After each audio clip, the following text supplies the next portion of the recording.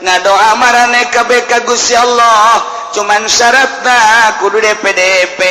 ngarasa lemah ngarasa handap ngarasa hina diri urang nu endek menta mah memang kudu kitu ka Gusti Allah lamun urang geus ngarasa remah Gusti ja abdi teh dadamelan Gusti tapi loba kabutuh Gusti abdi teh urusan pamajikan teh jeung urusan anak nyangakeun sadaya-daya ka Gusti ude pamuntayangan iwarti ka Gusti Allah abdi ge loba anu ngajak maka gunung kawi teh ka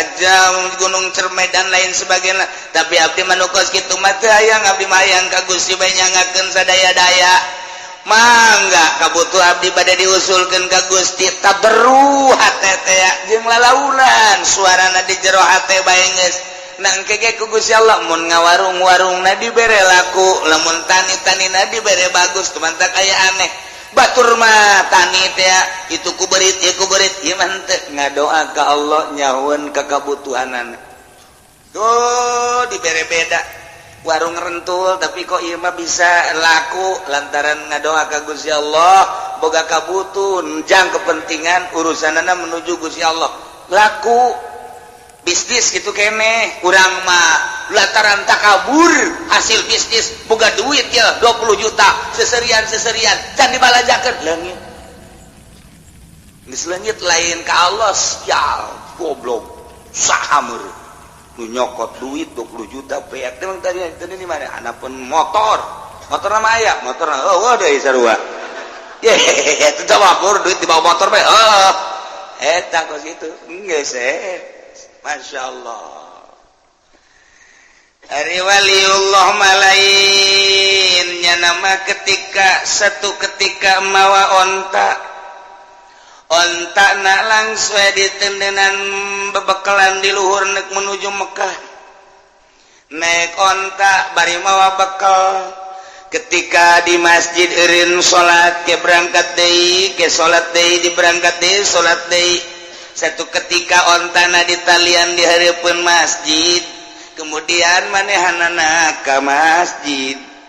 meme asup ka masjid disanggakeun ka Gusti Allah Gusti abdi nu Gusti onta ge nu Gusti pupuatana ge eta teh nu Gusti ngan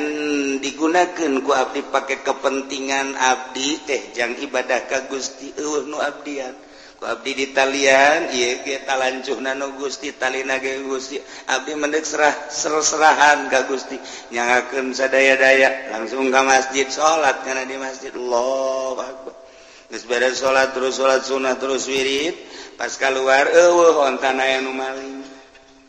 culak-cileuk nya ge kakaler ka kidul kawetan ngadoa deui ka Gusti Gusti bari deku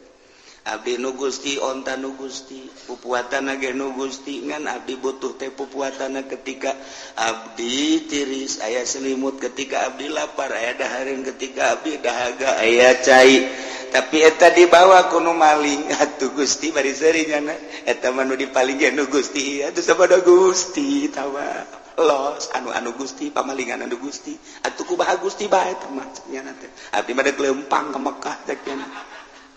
hebat kan wali tanya Pak ke mana Mekah ka Mekah mau kendaraan mawa mana kendaraan mamawa nu Gusti Allah tadi kula salat di talian di hareupeun masjid aju aya nu maling nage ngagerakeun Gusti onta nage onta Gusti tanyakeun coba ka Gusti Allah ka ditu bu edan murutan cak nu nanya edan atuh emang wali mah kosna edan wali mah kosna edan jing edan kain sia nu edan itu ontan Allah ukuatan Allah atuh gula bebeja ka Allah be Gusti amba Gusti maling nu Gusti diserahkeun ka Gusti sobodo Gusti berangkatnya datang ke Mekah begitu datang ke Mekah turun ontak na ti luhur Jabal Qubais plek plek plek plek plek bari aya jelema leungeunna dikangkalungkeun ka di leungeun ka tubuh jeung leungeun kencana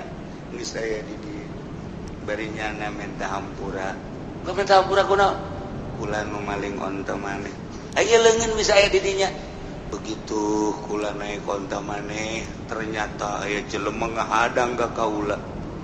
Begitu ngahadang langsung cekel leungeun kula kunyana, dipapas pakai pedang. Sat, papas pakai pedang hiji di set, kemudian ditalikeun, dikongkorongkeun ka dieu. Cak nyana bikeun deui sia ieu onta. Lantaran ieu nyana nyerahkeun ka aing sepenuhna, ka Gusti sepenuhna.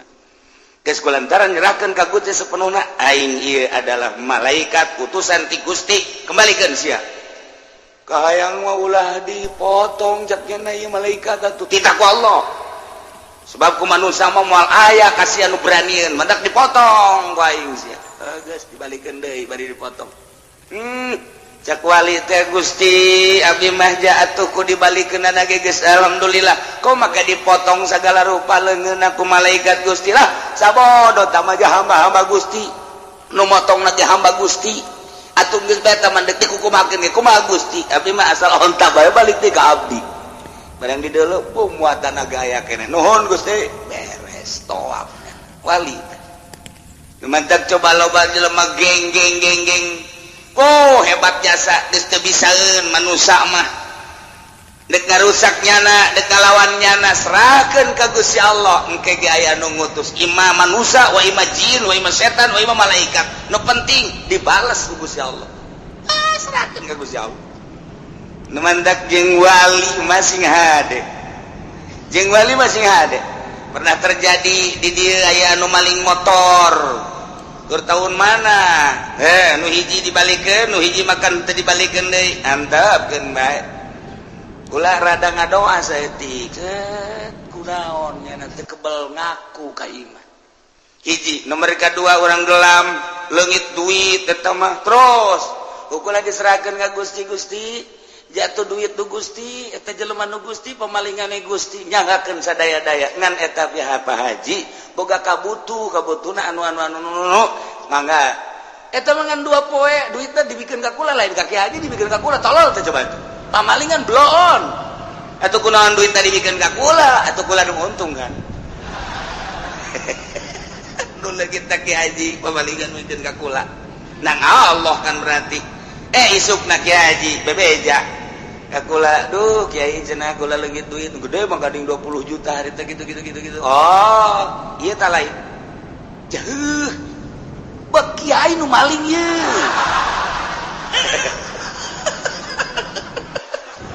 bisa oke sih cek kula teh atuh jak Kiai ge maling wae maling bae tapi jangan terpercayain digitukeun mah Kiai kumaha lalakonna dijakeun ku kula gitu-gitu sata nu maling ulah hayang nyaho pokoknya malah mendibere nyaho Mang Haji nyaho ka jelemana jamual urang jauh ente cenah asalnya habis dia bohong eta tadi cek moal tah rahasia geus teh kudu ke jelemana geus tobat tuh mentak di dieu ge da aya di dieu ieu pamalingan ku ari Cilongok aya di Cilongok ke pamalingan bahkan aya geus maling motor maling sepeda ku ieu mah rame pan maling sepeda teh ngadoa man ku kula nu maling sepeda beunang serahkeun ka polsek orang Lampung jelemana ajo polsek na bebeja Kiai bagaimana keluarin lagi lah je capek-capek cakap polsek teh kok dikeluarin lagi biarin biar nyolong lagi kenapa sih Pak Kiai biar ke polsek ada kerjaan seri ya dah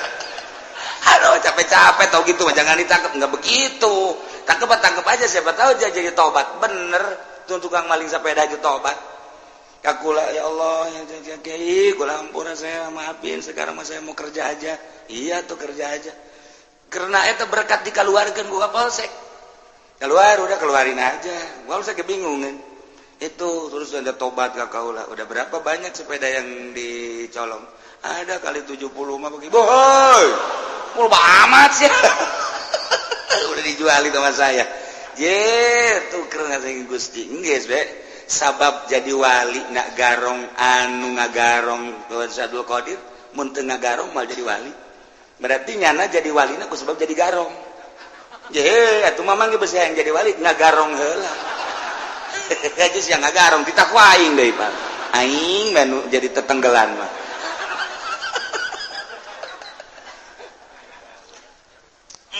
artina pinuh rahasia mentak ulah ngadoakeun jore mantap kula beuti pernah ngadoakeun jore jaka pamalingan ge ya Allah ya Rabbi meureun nyana maling teh butuh atau ku hawa nafsuna di jero maling teh sok digunakeun mararabo jeung meureunanan Gusti jana ge boga nurani Gusti kita teh urang Cilongok sawareh mah nyaho kula ge jelema-jelemana pamalingan wae di Cilongok nyaho jasa nu di kebon kalapan tukang maling tukang mabok nyaho insyaallah ti saha kiai aya nu ngabejahan nu gaib beneran kula mah Waalaikumsalam tuh di kampung eta pemalingan si eta nu bener itu bener di Cilongok aya sabaraha di Cilongok aya 5 pemalingan nu bebeja ka kula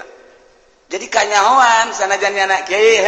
naling sia cak hate padahal mah nyaho kula sok nanya ka kula kiai ka mana kiai sopan jasa mah lama leuwih sopan tinu sok tahajud mah biasa mana ya itu biasa bae tapi eta mah mendak dibalik mendak maling iya tuh geus kos kitu bae ti Gusti Allah na aya nu ngabejaan deui kumaha atuh pasar kemis anu pamalingan aya leuwih loba di pasar kemis ngan asli pasar kemis sama 2 urang lembur lobana urang lembur Sumatera Lampung pamalingan ambalaya zaman kula sebenarnya mandek jadi non gitu ngaranna intel tuh benang kabeh mantap engke mah kerja sama aja jeung Kapolsek ngan ngana mayar ka aing sabarata Kapolsek teh ieu teh kos kitu da ngan teu meunang Pak lah mending didoakeun Pak Gusti sapira motor hargana sabaraha dipaling kunyana sagede kumaha hargana motor ajunyana di akhirat dibeulem ngan teu nyahoon bae meureun kana panasna seuneu kahalangan nyana kahijab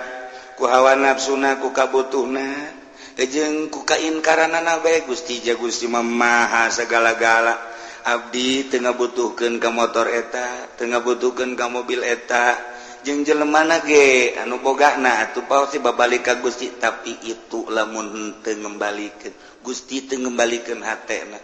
abdi wau ka jelema eta di akhirat meureunana nyana kokojayan di neraka Gusti iraha bae nyangakeun ka Gusti pangmalikeun hatena supaya bener jak kula mah ngadoa teh kitu teu kieu teh ku galedeg gitu sia katabrak kareta sia kajen kokomaha ge je kiai cenah katabrak kareta di mah kareta naon je teu loba kareta mah di urang ge kareta mesin yang penting aya mesin bae geus babari bae aja pan diijabah ku Allah katabrak betul teu kitu hampura Gusti abdi jete butuh ka motor eta asal nu malingna beja abdi geus dibere nyaho ku Gusti nu mere nyaho ge nu malingna eta urang dinya teu jauh tah mati imah abdi ge tinggal atuh Gusti teh malah atuh nyangakeun sadaya-daya cenah ku Gusti teh mah endeup diteruskeun bae ditutup eta mah hatena atuh nyangakeun jeung Gusti meureun kasaksian ge di akhirat bakal kekerbekan di neraka nah nu mantap Tuan Syekh Abdul Qadir baheula aju tunjak-tunjuk ke galak lantarannya nama kutub dibere beja Pak tanggap eta comot eta sia diuk di dieu sakedeung bae diuk di dieu diuk maksudna diuk sakedeung teh lain deuk nanaon aing deuk melakeun agama ka hate sia lantaran hate sia teh bangkawara jasa deuk dipelakan agama ku aing tauhid ku aing diuk sia sakedeung bujara diwali di zaman Tuhan saya mah asal ditita diuk sia teh hate sia teh ku aing deuk dibuka deuk dipelakan agama ieu sakedeung jadi wali asa ngadenge wali sakedeungnya sakedeung ieu asal diuk wali sakedeung diuk wali urang mah di dieu geus diuk bae ge boro-boro jadi wali ngawuduk bae ya itu nyaho bae sanunya urang diangkat jadi wali je itu teh urusan Allah engko urang cinta ka wali kan jadi wali urangna atuh urang wali lain naon lain tapi diasupkeun ke kelompok wali kan untung begitu di akhirat aing mah sebenarnya lain wali kan ieu asupna ka derajat wali cek babaturan aing geus sarua sia bisa jadi wali itu emang sia tahajud kilo aing mah aing dua nyaho ngaran teh rupa pan atuh sia teh asa aya di bendera wali nyaho aja teh ka hati malaikat salah tah naon ieu malaikat tah ka ieu aya naon iku lama pan tahajud tilok duha tilok tapi pan iya di grup wali maneh keur ieu cinta wali oh lamun cinta ka wali aju berkorban nah diasupkeun ka kelompok wali segeri emang berkorban sabarit 10.000 di tukang cek malaikat wali mah wali ngan di tukang ye jokin geus taguk dihareup henteu ieu mah jangan lupa merena dihareup cuma di tukang mah itu ku malaikat diseret yang embung di tukang panjana tungtungna makanya nyahoan we ku kabehan malaikat kunaon teh diseret 10.000 yang dihareup waktu beres ya Pak ud'u rabbakum tadarruan wa khufyah ngadaroa marane kabeh ka pangeran maneh tadarruan dengan penuh DPDP wa khufyatan jeung lalaunan suarana ulah tarik-tarik disesuaikeun jeung pamaksudanana ulah panjang-panjang deui ngadoana make adab-adaban ngadoana maka ieu soal doa teh aya kelas-kelas doana para nabi doana para mursalin doana para siddiqin doana para aulia doana para ulama doana para awam kos urang kieu geus urang mah ngadoa teh hiji kudu ngalawudu heula dua kudu boga adab tilu kudu menghadap ka kiblat opat kudu pohara jasa urang mah ngerahkeunana tadarruj jeung hupyana ari para nabi para aulia Allah mah geus teu kudu dibejaan nu mantaknya diangkat jadi wali geus bisa tadarruj jeung hupyah ieu mah jang urang usahakeun ku ari urang nurutan para wali-wali Allah mantak wali Allah mah tilok daek ngadoa isin cek nya ngadoa jandeuk naon ngadoa atuh ja Allah ge geus apaleun memeh kaula didamel ge ku Gusti Allah ja geus apaleun moal ngadoa pertentangan jeung nu di surat Baqarah cek surat Baqarah ud'uni astajib lakum panitah mentek di dieu ge aya bahasane amr ud'u bil amr al amru idza utliqa yan sariful lil wujub ila madalla dalil berarti di dieu teh beuneunan ngadoa teh wajib disyaratkan maka tadarru wa khufyah tapi kapan ngadoa mah wajib dibahas panjang minimal sunnah lamun teu kasuk wajib sunnah mah aya sebab aya perintah kan disesuaikeun jeung pamenta urang nu mantak diteruikeun ku Gusti Allah innahu la yuhibbul mu'tadin wallahu alam bimaradisanya na Gusti Allah teh henteu mika demen mika resep ka jelema anu ngadoana ngaleuleui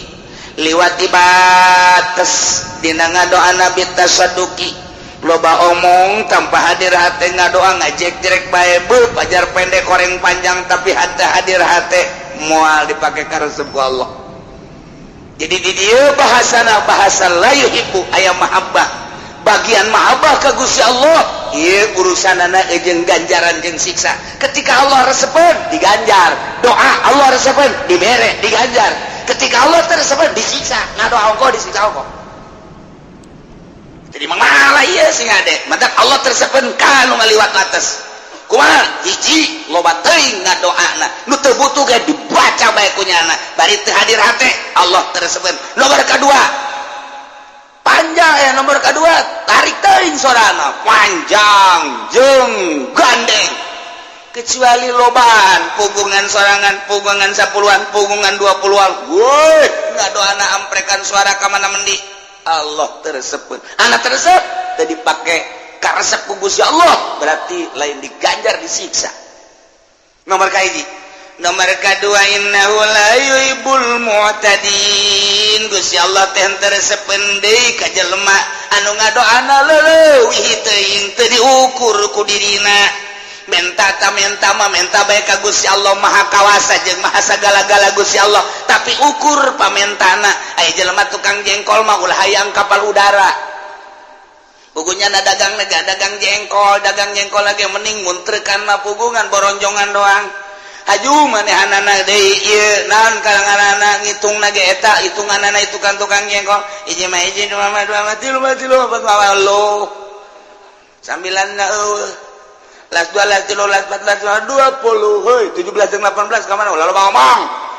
dagang jengkol ieu kan make siasat kos ieu teu kieu mah teu sugih cek nya teh tah eta hiji mah hiji dua mah bisani teh Karena pertama matunya baru batunya nanti lu jangan segitu ya hitung di imah beli 180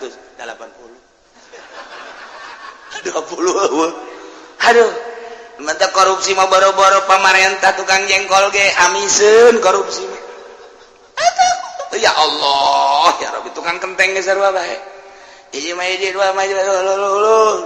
las meuli urang 1000 ngan aya 900 bebeja urang we ieu kurang kurang mah 100 poho teu kapuateun ampura bae nya aduh sia mah geus lah sakian jauh kan ka Jatiwangi nya dikorupsi 100 geus tukang jengkol korupsi ngaleteran beas ini pertama mapan make eta teh make naon karena kitu teh kayu teh set lalauran rata hiji dua yang geus kitu ieu di mana malaung panuleuna set ieu namanya cinggin set celong saya tiket sial teh tukang beas bisa teh tukang beas masyaallah tek dihampura kitu teh tukang beas bisa ya Allah ya Rabb bisa ieu main ieu main Gusti Allah. Nah, sehingga deh dagang jengkol mah sapira jengkol. Sabara duit teh jengkol teh eta. Modal jeung kauntunganna paling ge meureun 10, 20, 100 ribu lah. Gede-gedekeun 500 ribu. Ngadoanya na ka Allah ya Rabbi Gusti. Abdi teh butuh kendaraan Gusti mah Maha Kawasa penta abdi ka Gusti abdi mah hayang boga Garuda Airways. Cak Gusti teu kira-kira teh budak menta bae tuh yang Garuda paling dibere geura kapal gagarudaan sia ku aing ya bener nu dagang nah kapal kakapalan kade Garuda nah ngadoa ya iya ditiup ieu mah saya ada ulah kenceng teuing betus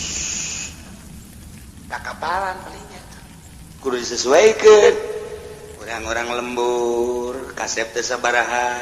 sugih gitu kene ngadoa ya Allah ya Rabbi abdi mah yang boga pemajikan teh ongkos olah ramlan Gusti ya Allah atuh bener geus ya hayang atuh ulah kadu kos kitu geus ukuran tataga sia bae sih anu bareng kajawan kihna jeung sia keur leutik teh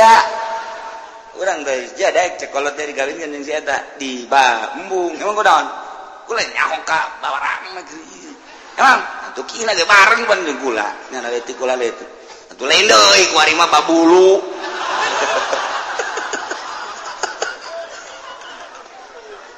taga doa teh perlu diakurkeun disesuaikeun jeung diri atuh tukang jengkol ulah hayang kapal udara urang lembur kasep henteu sugih henteu pangalaman sakila sakola gangan SD KSMPG ajun ngana betaheun di kelas 1 teu kaluar kadua kana kedua kelas 2 kelas 3 henteu guruna hokeun kelas 1 bae nya mah bayaran mah terus aing ngadoa ya Allah ya Rabbi abdi mah hayang boga pemajikan teh ongkos Broxil bintang film Amerika nu pernah dibeli ku Adnan Kasogi beuh budak teh mah lain lalagaan teh mah ngadoa atuh bener ge aing kawasa atuh sia teu kira-kira ditakol sia ku aing cek Allah sesuaikeun atuh ieu lamun hayang kendaraan kan tukang jengkol mah dari bae mun ya Allah ya Rabbi abdi butuh kendaraan ieu sapeda nu ieu reman Gusti kudu make sendal jepit bae iya eta ge lamun aya sepakboran mah teu bisa nu mentak sepakbor hareupna diocotan ge jang ngarem ya abdi hayang boga sepeda nu normal we Gusti kadanan ku hammer atau rally nu aya trik katu mah aya reman Gusti teh deres beca kalau guys tungguan sakedeung deui deres sama kos itu mas sepeda ka sepeda deres geus boga sepeda rada bagus aju dagangna maju ya Allah ya Rabbi jabatur ge baroga motor ngan abdi embung ridit Gusti hayang meuli langsung bae kadanan kumio sekupi mah atuh abdi mah ieu bae naon ngaranna nah motor-motor lah asal aya leumpang bae Gusti teh mah lah dek prima tah dek ieu teh naon ngaranna nu meubel teh takos gitu bila perlulah motor itu bae tah abdi mah RX nu baheula hayang gede-gede Gusti abdi mah nu baheula bae panjang tah eta nono karajokna bisa pakai muatan boronjong berarti kan beneran tau menta kan ya sakaloha geus baik diberes ya moal kebal diberes sesuaikeun nyamal lain ya Allah ya Rabbi kadanan ku kapal udara atuh kijang-kijang Innova Gusti pugu imah ge doyong tadakur takos gitu tah ya Allah tersepen tangan doamu gede-gede innahu la yuhibbul mu'tadin leuwih tah budak ngadoa ye ya Allah ya Rabbi abdi mah menta batur hirup nu sesuai jeung abdi bae Gusti ja abdi na teu kasep geus atuh pamajikan lamun teu geulis atuh korban anak Gusti abdi teu kasep atuh pamajikan teu geulis nasib anak kumaha meureun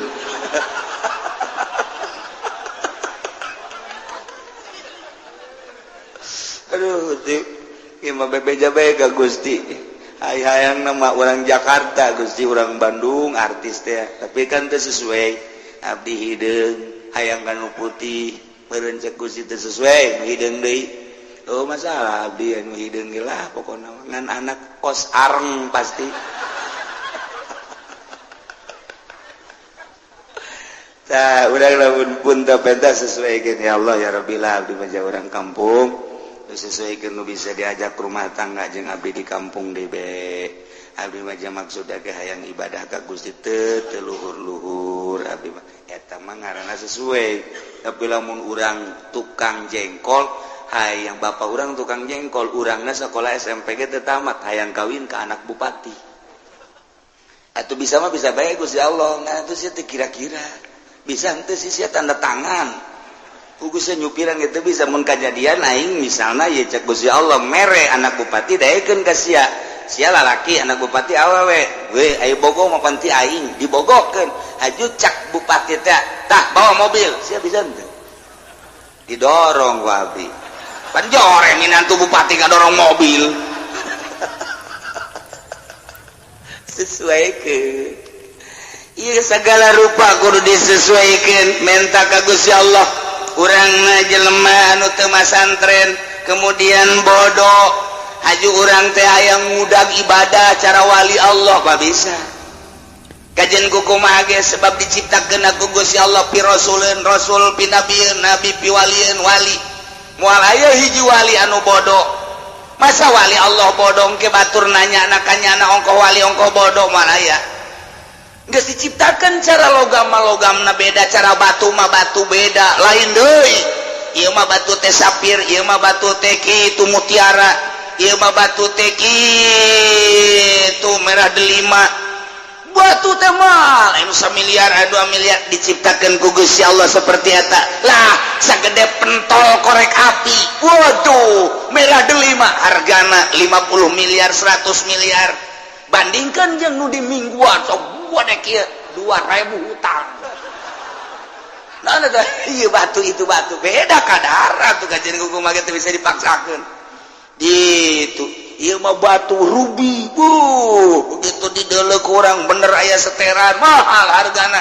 mungkin bae 100 miliar mungkin 100 juta rubina dah lah parah meuli urang di dieu beureum akur beureum da kos kitu barade teh mang eta bogana sabaraha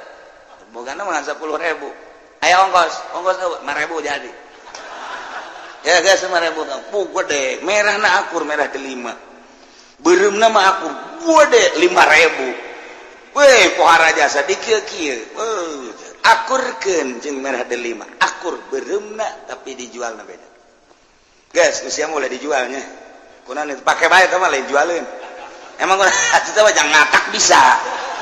oh kadarna beda Allah nyiptakeun batu beda nyiptakeun logam ieu mah emas kadarna 24 karat ieu mah kadarna 22 karat ieu mah 18 karat ieu mah sakarat beda-beda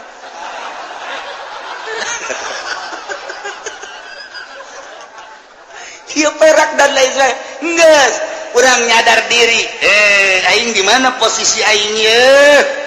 ibadah mah biasa ibadah ngan tahu diri posisi aing di mana sebab naon ud'u rabbakum tadarruan wa khufyah innahu la yuhibbul mu'tadi moal bisa kajen kukumage keluhuran Kangjeng Nabi urang jeung Kangjeng Nabi Musa beda jauh padahal sarua ulil azmi tapi lamun dibandingkeun ieu mah keur carita kadar kaistimewaanna beda kumaha hiji Kangjeng Nabi mah teu ngahayal-hayang kapanggih jeung Gusti Allah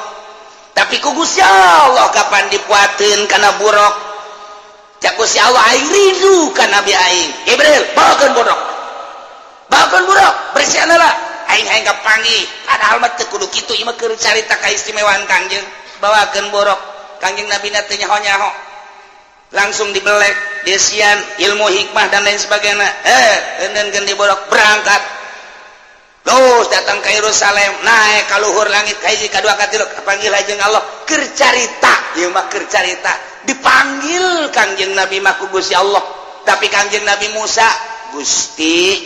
abdi hayang ningali Gusti di mana mal bisa Musa siapa makhluk aing makolik atuh kapal mukola palil hadis tapi tetap abdi hayang kapanggih jeung Gusti pan abdi teh pilihan Gusti mal bisa Musa moal kajen kuku mage ke Kangjeng Nabi Musa abdi Rasul abdi tetap hayang kapanggih jeung Gusti kumaha Gusti bae manggihkeun anak oh aya kos kitu mah puasa 80 poe geus puasa ka Gunung Sinai ka Tur Sina ka dieu sia berangkat Kangjeng Nabi Musa puasa heula riyadhah geus tiada berangkat ka Gunung Sinai watini waturi Sina nah Gunung Tur Sina langsung kadinya naik kapanggih jeung Gusti Allah carita kapanggih teu kuateun Kangjeng Nabi Musa pingsan bedana naon Kangjeng Nabi mah teu hayang diangkat ku Gusti Allah Kangjeng Nabi Musa mah hayang teu diangkat ka langit cukup di gunung bae jauh melung di mana-mana toh emang kuat pas Kangjeng Nabi Musa bebeja Gusti iya hamba Gusti nu ngaran Muhammad mah kok teu hayang ge diangkat bae ai abdi nu hayang-hayang henteu loba omong Musa tong urusan aing tuh urang ge nu hayang-hayang jadi wali jadi dukun ka dituna bejana sia teh hayang jadi wali heuh ku geus gideg ilallah pokomo lamun dinu ngariung mah ilallah kadeuleut cauna gol deh panjang dikira sial tah mah kiai aman lamun cauna cau kepok mah atawa cau hansip cek santriwetan mah cau hansip cau apu mah cau hansip sia ngariung menang cau naon hansip eta sok didoakeun ku santri teh ku baledeg gitu tah ka santri ngahinakeun jasa kali ngariung dibere cau hansip emang aing orokan panantin orok pan tah mah di kieu tuh emang aing orok teh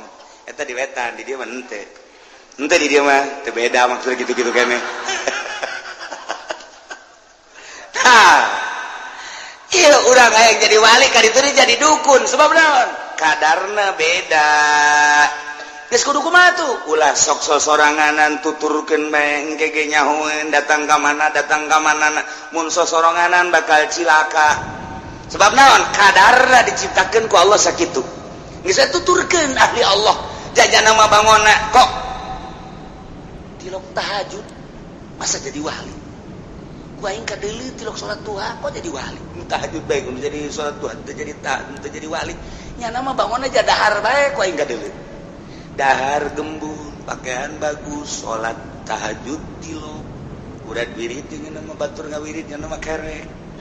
tapi maknya jadi wali teu percaya aing mah emang wali asli mah nu kos kitu mentang mun ente babarengan jeung nu kitu eta wali babaturan urang jeung babarengan jeung batur ka mana ieu ka wali sangah dahar nya ieu masalah ieu wali ka jadi kumaha diketrok bae kitu ku aing wali ye lain kitu kapan wali mah cukup dikanyahokeun ku Gusti Allah ieu wa khufyah naik setik wali pangkat ud'u rabbakum tadarruan wa khufyah ngadoa marane kabeh ka pangaran maneh dengan penuh tadarru jeung khufyah ai jang pangkat anu bodoh mah khufyah teh cukup bae ku ulah aya suara di jero hate tapi kapanjang para aulia Allah mah nu mantak teu bersuara teh lantaran beusi aya ria ngajauhan tina ria maka manehna mah khufyah lain ngadoa bae ibadah ge khufyahan setungtung aya jelemanya nama tilok ngalaksanakeun salat sebab nyaon geus teh salat ge keur salat ieu nya nama kadeulin aku batur maafi lain bae kana salat padahal teh nama nyangkung ngengkeli ka Gusti Allah sebab aya nu bodoh mah keur salat ge teh inget ka Allah aya nama di luar salat ge kapan inget ka Allah nu mantak manehna nama khufiah terus bae nyamar-nyamarkeun batur tahajud ya nama teu duha ya nama teu batur wirid ya nama teu mun bangsa koskara itu mah dahar nginum ngopi ngarokok nya nama terus bae katipu kabehan ge nuturkeun wali mah mun cara katipu mah katipu sebab naon lalai dina ibadah kunaon eta bung kanyahoan nya boga pangkat indallah cukup ku Gusti Allah bae Gusti Maha Uninga iyalah ditutupan pangkat kawalian nyana kunaon ku kagorengan sebab ud'u rabbakum tadarru'an wa khufyah innahu la yuhibbul mu'tadin Allah teresepen pisan ka jelema nu leuleui ujung-ujungna kapan lamun teu dipake ka resep jadi siksa anas tahajud anas sayang kalem ku murid siksa nu aya anas wiridan anas sayang kalem ku masyarakat siksa nu aya anas tuha anas sayang kalem ku makhluk siksa nu aya daripada siksa nyumputkeun diri ka Gusti Allah geus saegeuna mah jeung Gusti hese dituturkeunna jelema luhur teh hese dituturkeunna urang ulah-ulah nuturkeun batur nuturkeun para wali sanga nuturkeun Habib Lutfi geus hese urang poe hese nya mah ngobrol ngabak-blak bae ngarokok atuh terus bae ngopi teu eureun apa nu kos kitu mah katuturkeun ka urang katuturkeun lamun urang ngarokok bae kunaon sia ngarokok bae Habib Lutfi ngarokok wali dan sia ngopi bae Habib Lutfi turun-urun ngarokona teh ngopina terus bae itu sia ngobrol bae Habib Lutfi ngobrol ukur usia jang diri sia maraka sia usiana itu geus lain ukuran sebab jada mah keur ngalalakon embung katalian ku situasi jeung sajabana keluar tina sagala patula patali patula patali hiji bae jeung Allah urang mapan katalian ku usaha katalian kapan ku jabatan katalian kapan ku jaringan organisasi katalian ku partai etalah nu mau ngabaged naik ka Gusti Allah patula patali jeung organisasi kepentinganana kepentingan organisasi jaringan etalah anu nahan urang naik ka Gusti Allah jaringan-jaringan partai etalah nu nahan naik ka Gusti Allah jaringan-jaringan makhluk upah HP teu nyaho mah ngagejret lain naik ka Gusti Allah etalah nu paling hese patali jeung jabatan patali jeung makhluk patali jeung dunia eta nu mawa ngebaged naik ka Gusti Allah waliullah mambungeun kos kitu teh seserian cenah mah aya bae teu bae masalah aing mah keur jeung Allah tuturkeun Gusti moal bisa wa ta khufyah cenah mah cukup jeung Allah bae per detik per menit tadarru ka Gusti Allah khufyah di jero hate kok bisa kitu urusanana pan geus diurus rohna urang mah pancan diurus urang mah nu diurus yang ngisi-ngisang dahar ngisi-ngisang urang urusan eta pan ya dahar ya kayak ngising di mananya urang urusan eta wali mah geus tilok pikiran ngising bebelepat los wah ai kos kitu mah beuki bahaya tuh urang pikiranna CS di mana wali mah tilok pikiran CS buat datang buat teu ka CS matak pantanganana nu hese ilmu kawalian mah loba pantanganana di antara pantanganana cadu kudu menta ka batu Allah penta nomor kedua pantang kudu sare memeh tunduh pantang bagus-bagus tempat sare pantang dahar memeh lapar pantang bagus-bagus dahar pantangan eta wes pantang make pakaian bagus pantang teh hayangna ketika bah aya emang kos kitu hayana teu maksud ulah maksud naik mobil ulah maksud dahar ulah maksud pakaian ulah maksud hiji Allah tadi maksud ayo urang mah pan pungpla pengple di harapan kaca untuk kondangan teu bagus aya mah ye tenden deui pake deui sret cak setan teu bagus bae teman itu betul itu tuh cak setan nafsu pake deui eta mah rada matching tah matching teh bae eta mah sana boro-boro rangda parawan ge naksir ka sia mulai geset cak Gusti Allah makhluk aing konon kieu disenserikeun ku Gusti Allah jauh jeung Gusti Allah wali lain gitu ud'u rabbakum tadarru'an wa khufyah tadarru per detik hatena ka Gusti Allah geus terkondisi otomatis nama wa khufyah sasamaran ka Gusti Allah naon bae selalu disamarkeun cukup teu kudu kajahoan ku batur boro-boro batur pamajikan anak teu kudu nyaho cukup Gusti bae nu uninga sebab Gusti itu bakal ngaganjar ka abdi batur mangan sakadar neuleuh ngaganjar moal naon moal tapi abdi mah pan bakal diganjar ku Gusti disiksana ku Gusti cukup abdi ibadah ka Gusti bae belah dituna rek disiksa rek diganjar kumaha Gusti tapi abdi mah ka Gusti bae eta geus luhur jasa acena abdi bakal ka neraka keun atuh emang nu Gusti berani abdi ka neraka acena di ka surga keun emang nu Gusti acara di kaharapkeun emang nu Gusti abdi mah teu neuleuh neraka teu neuleuh surga teu neuleuh arep neuleuh teh parentah Gusti abdi mah hendeuk ibadah teh atas parentah Gusti tapi abdi moal kadeuleuh ku sasa cukup ku Gusti bae manteknya namang ke mu wayah salat teh wayah salat urang salat teh salat kada gitu we kulawan teh geus dan lohor teh salat asar teh sedah besi di lembur ayeuna teh salat iya asana iya wali iya kajian kukuman iya kajian kukuman tinggal di rantai be wali sorot mata tetap lain innahu la yuhibbul mu'tadin berkelanjutan wala tufsidu wallahu alam bisawab